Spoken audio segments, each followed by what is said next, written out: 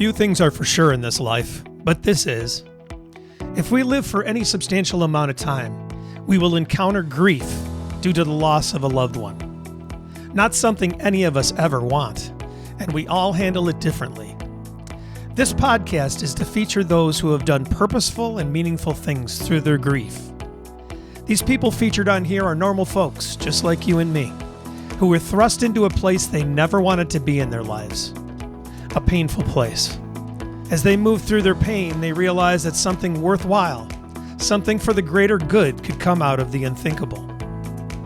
I'm sure that none of them would ever consider themselves to be a hero, but when I searched the definition of the word hero, I found this: a person who is admired or idolized for courage, outstanding achievements, or noble qualities.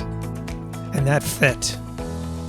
And so it's my privilege to bring you the remarkable stories of these heroes in grief. Hi, everyone. This is Tom, your host for the Heroes in Grief podcast, and the response has been incredible so far, and I want to thank you for that. It's getting out to people, and they're letting us know that it's helping them, and that is what it's all about. I want to make you aware of a way that you can support this podcast without having to spend 1 cent, and that is through affiliate marketing. I've set up affiliate marketing for online shopping. If you do online shopping, then I have links to all the major retailers, most of them anyways, and I can provide them for you so that when you buy online through those links, you'll help support the podcast through the percentages that we get. It doesn't cost you anything more. You just shop like you regularly would on the sites that you love. It's very easy. All you have to do is shop. And that's it. Just let me know the links to the places that you want to shop at, and I will provide the affiliate links so that you can do it. If you want more information on this, you can go to heroesandgrief.com. It takes you to the Linktree page where a video explains it in a little more detail. But you can always email me at tom@heroesandgrief.com, and I can answer questions for you. But you can support the podcast that way, and it's very easy, very simple, and it doesn't cost you a cent. Isn't that great? Thank you. Now here's today's episode. Heroes in Grief podcast. Today I have Lisa Boehm with me, and Lisa K. Boehm, and I'm going to say that again that way so that you can explain the K a little bit later on. But anyways, Lisa is with us from Saskatchewan, Canada.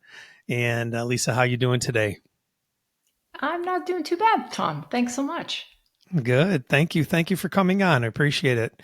And Lisa is an author, and she is also a grieving mother. And so we have that in common, that we both lost a child, and yours was to an accident, and mine was to fentanyl poisoning. But so Lisa has written a book after all of this occurrence, and she has a wonderful website that has all kinds of great material on it, especially the blog portion. I really like that. It was laid out very well, and there's some awesome articles in there. So her website is griefsupportformoms.com. That's griefsupportformoms, all written out.com. And we'll, of course, have that link in the show notes along with the book and other things on there. So, Lisa, how are you today? How is everything going? Not so bad. The sun is shining here, so can't complain. Yes, we have the end of our wonderful season here, I think, in Western New York, because today was the turning time. We've had about 70 degrees the last few days and sunny and beautiful, and the wind blew in today, and it's going to get colder. So here it comes, I guess. But it's inevitable. Yeah, it's the way it goes. What do you want to do? Lisa, you have a wonderful story of the first part, heartbreak, of course, but then, of course, of things that you've done with it to help folks. And if you wouldn't mind sharing the story, the grief story that you have, so that others can gather things from that, as always is usually the case. You know, you hear someone's story and you just glean things out of it, and you realize that you're not alone in this, and that's the most important thing. So if you wouldn't mind sharing that with us, Lisa, we'd love to hear it. Absolutely. Well, Katie was my firstborn. She was 17 years old. She was a spark plug. She was sassy. She was spicy. And ironically, she was the kid I never worried about. She was always on top of her schoolwork. She had great friends. She was always focused on, great marks, and her health. She was a competitive dancer for most of her life. And, she would burst through the door at the end of the day. Mom, I got 97 on my calculus exam. I didn't know she had a calculus exam, but she just took care of everything herself. She was a rule follower. She was a black and white kid. Drugs are bad. Speeding's bad. Very, very rule oriented. And our son at the time, ironically, was getting into a bit of trouble. Normal teenage stuff, but getting into a bit of trouble. And one night she left the house on an ordinary Tuesday in December of 2015, running out to do an errand. Just thought, I forgot to do something on a Tuesday night. Said she'd be back shortly, and out the door she went. And instead of Katie coming through the door at 10 o'clock that night, we got the knock on the door that every parent fears. And there in my front entry stood a police officer and a lady in black. I just assumed she was another officer. And at that split moment, I thought, what did my son do? What kind of trouble is he in? He was at home and in the basement. Didn't even dawn on me that something else might be wrong. And just like we see in the movies, the officer quickly sat us down. Mr. and Mrs. Boehm, I regret to inform you that your daughter Katie has been killed in a head-on collision. No. And that was literally the day that our lives became divided into two distinct timelines, before and after. And as we were talking about before we hit record, after those words were said, it just seemed like an old TV set where everything just went, like everything in my visual, my audio just kind of went to blackness. I wasn't really seeing, I wasn't really hearing. And I just, it was like somebody pulled the carpet out from underneath us. Everything that we knew to be true was not true anymore. Our lives were completely turned on their head. And I remember sitting on the couch with my husband on one side of me and my son on the other.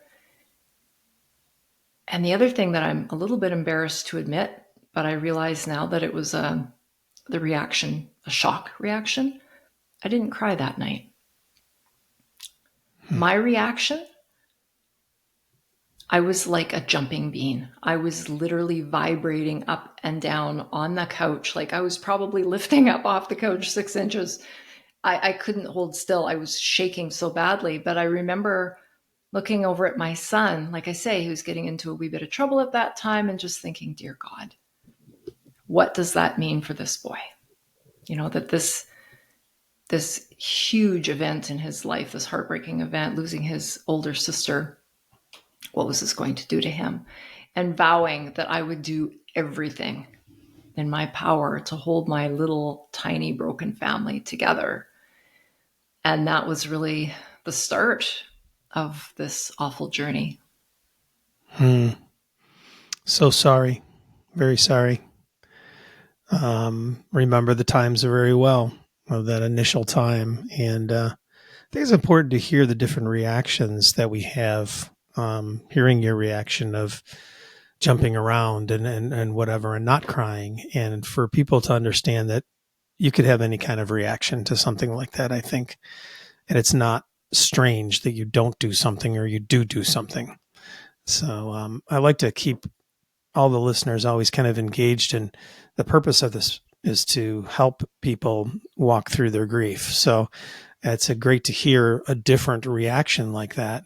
I was screaming, devastated, the father's wail that's been described, and crying a lot. And so, but also it reminded me of my mom's reaction. My brother died, and my mom, her reaction, of just kind of like, what, where, all over the place. And I was kind of like that. Judy was holding me by, and she was devastated as well. So she's dealing with it, and she's trying to help me. And we were a lost cause. But Right. yeah, I was just like, I, I just total. I don't know. I thought I was going to go over the edge. Really, I thought I was just going to, Mhm. I need to go to the psych ward or whatever is where I felt. And so, but yeah, you had a total different reaction, and there you are, focusing on others right away, and thinking about their destiny in this. And so then what happened? Well, as a result of focusing on everyone else but myself, I ended up in a pretty bad spot at about the 6-month mark. Um, it is so true. It is not cliche at all. You gotta put your own oxygen mask on first. You are no good to anyone else for any length of time if you don't take care of yourself. And because I wasn't, I was doing the self care things. I was a health and wellness coach before Katie lost. Being physically fit, eating well, drinking the water, like this was just ingrained in me. This is part of my life. And I was still doing those things, but I wasn't doing the grief work, the grief care that I needed to do. And what happened is, and I've now learned that these are normal thoughts, but I started having some suicidal ideation thoughts, thinking, how could I get to the other side to be with Katie? And as you and I talked about earlier, these are normal things that people think about. So, for the listeners to know, if you're having these thoughts, these do happen to us grieving parents. The important thing is to get help. But I was staring down my wine bottles and my sleeping pills and, thinking about, what would happen if I crossed the meridian, if I was, on the highway, and what would happen if this and what would happen. And I kind of had this epiphany because, in the beginning, I was so focused on taking care of my 15-year-old son and my husband that the logical part of my brain was still working somewhat. And it was kind of like, come on, Lisa, your goal here is to take care of your husband and son, but you're thinking about taking your life. So how does that work? And Hmm. really just kind of had, at the end of the day, it was like, okay, I got to shelf that thought because that is not serving me and it will definitely not serve them. But that was also the moment that I realized that I got to do more for myself. And even though I was seeing a counselor, that was kind of an SOS moment for me that I really needed to do grief work, not just self care. But that was the lowest of the low during year one, but probably the most encouraging moment of year one was a moment that happened on a deserted beach in BC, Canada. And the three of us started taking small vacations together. We did some bigger vacations too, but as ridiculous as it sounds, we felt like we needed to learn how to become a family of three. We were a family of four. I think everybody here knows what that empty chair at the kitchen table looks like, feels like. In fact, we ended up renovating our kitchen because we couldn't take that empty chair. But we started taking these little getaways together. And we had been on a glorious hike in the morning, and this hike spit us out onto this pristine, beautiful beach. Beautiful day, end of July, perfect weather, perfect temperature, sun was shining, the white fluffy clouds, everything was just completely picturesque.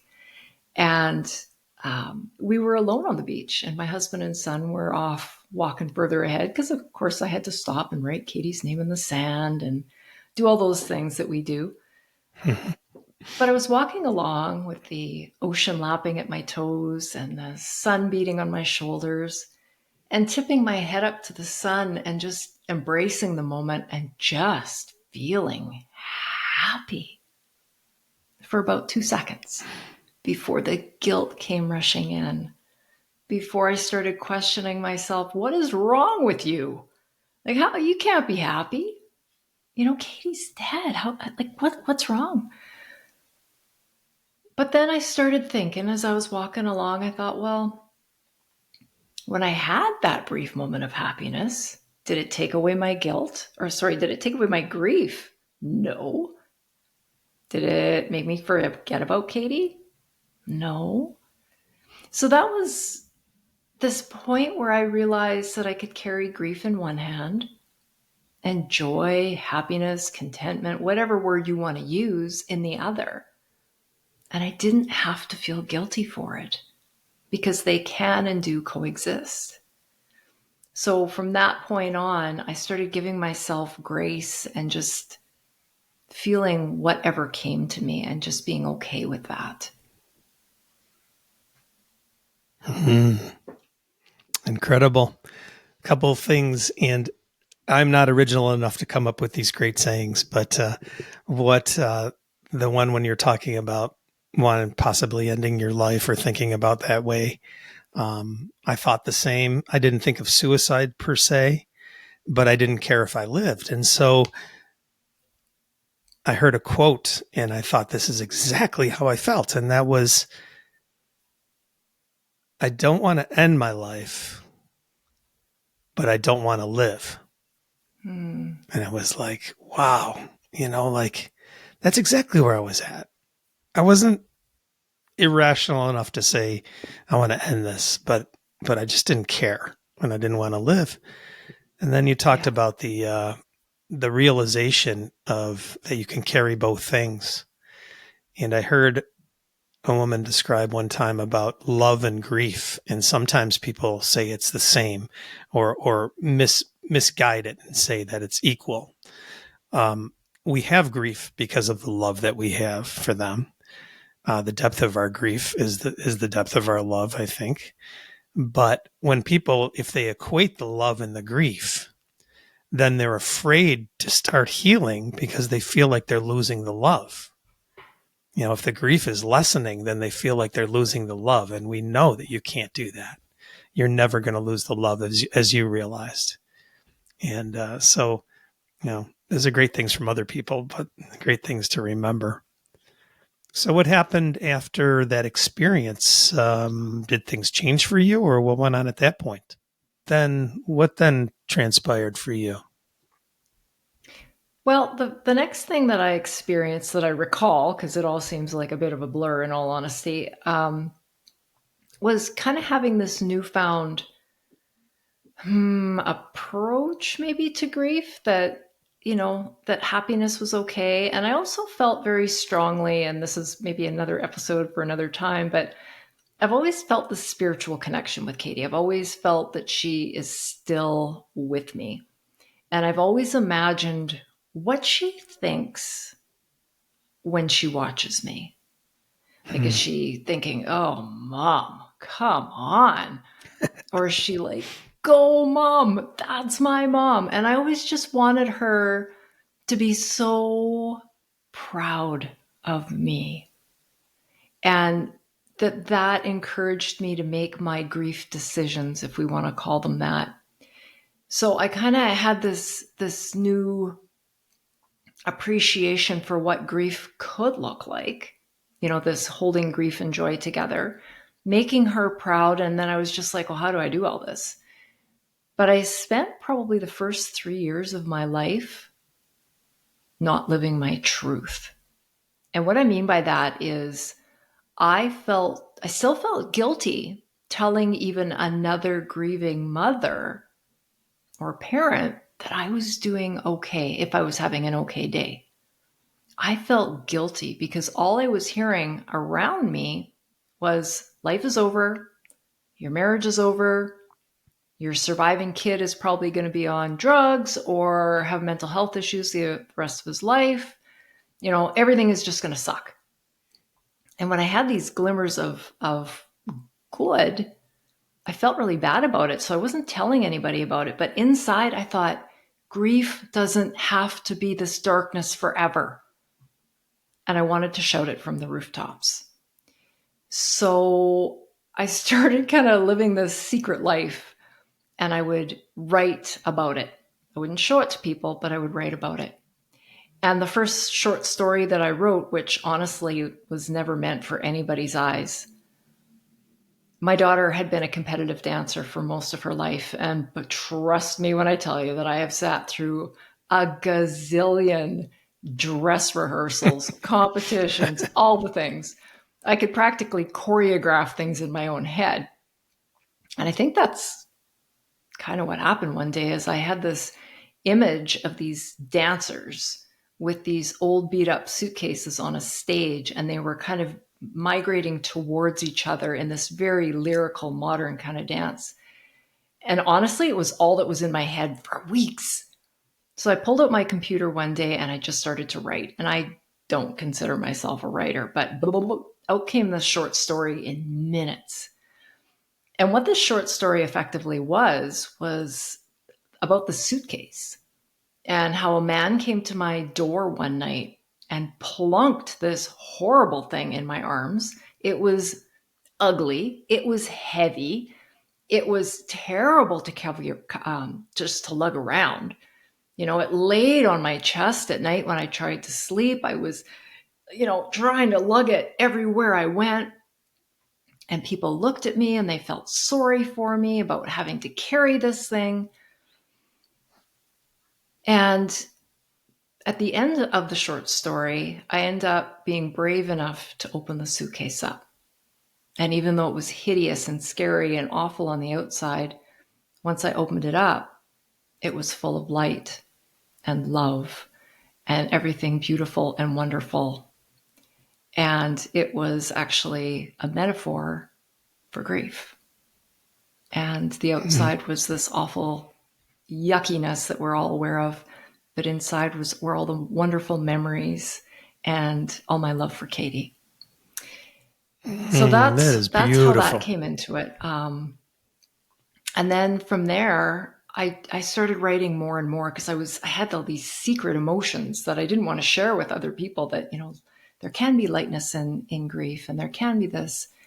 And I started writing and writing and writing. And one day I realized when I put together all of this writing, I had a book and I published it.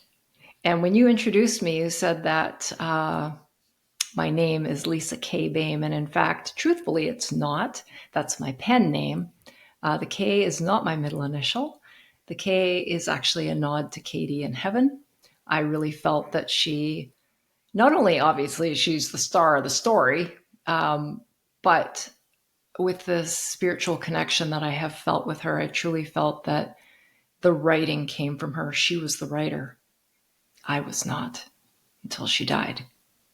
And that all of that flowed through me and into the book. So that's how that got to be. And it wasn't even after I published in 2019. So that was 4 years after she died. Then it wasn't until recently that I've actually really stepped into my truth about this whole idea of there is beauty in life still. And that, with work, this does not happen overnight, but with work and with conscious choice and decision, life can be beautiful again. When you were talking about the suitcase story, exactly what was going through my mind was that was given to you. You were guided in that for sure. And that's what you reiterated. And you also said, we were speaking off screen, we've had some technical difficulties in our podcast here today, but you were saying off screen that at that time, this is 9 years ago, there weren't resources for you that were readily available like they are now.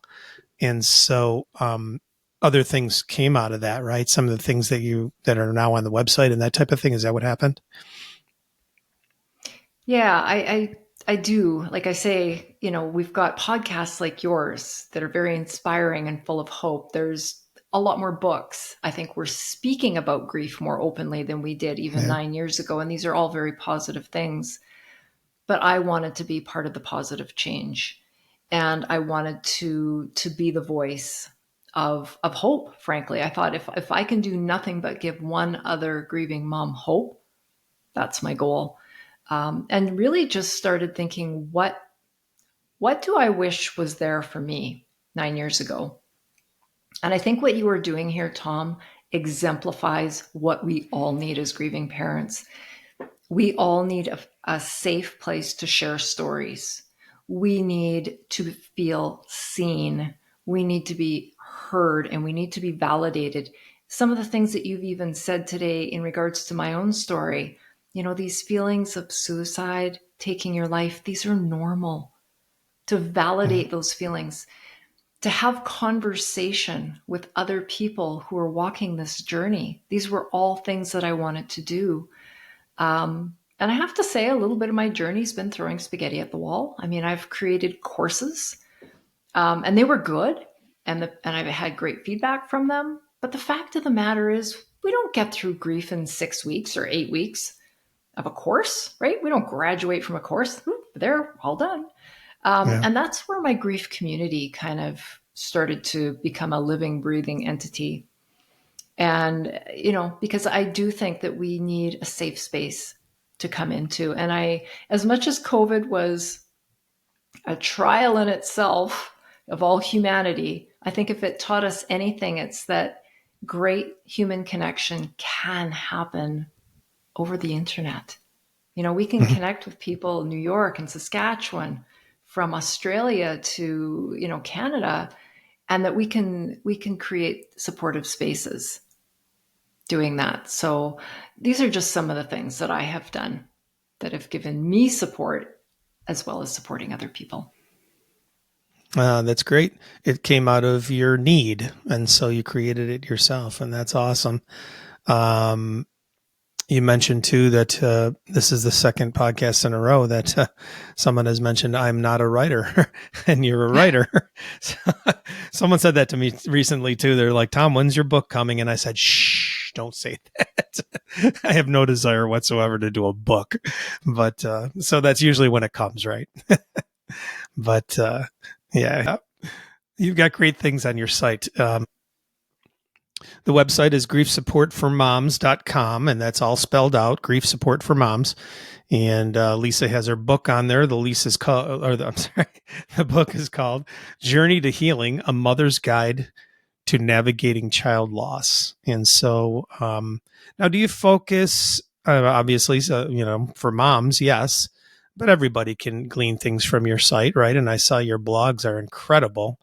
I would encourage everybody to go check those out. Those are awesome. So technical difficulties here, folks. So yeah, we've been fighting through this. So appreciate you fighting. Thank you, Lisa. And it shows that you're a fighter. So we'll have more to talk about. I know we will. So I appreciate you coming on, and we're going to get everything on the in the show notes. Like I said, one more time, I'll mention the website, griefsupportformoms.com, and you spell it all out, griefsupportformoms.com. Her book is called Journey to Healing, and we'll have the link to the book on there too. And please go to the site. But thank you. I really appreciate you coming on. And, let's keep in contact and see if we can get that spiritual one together. That would be fun. All right, Lisa, thanks again. And we'll look forward to the things coming up that you're doing. Thank you. Thank you for listening to the Heroes in Grief podcast. If you'd like access to any of the links that we discussed in today's show, you can find them in the show notes. There's also a link there to support the podcast if you care to. And there is an email link for me there. I'd love to hear from you and your ideas about the show or what you thought about the show. You really can help out this podcast to get to more people if you subscribe, rate, or review it in whichever way your platform provides. Each week, Heroes in Grief is released on Sunday, so look for new episodes there. Thank you again for listening to Heroes in Grief.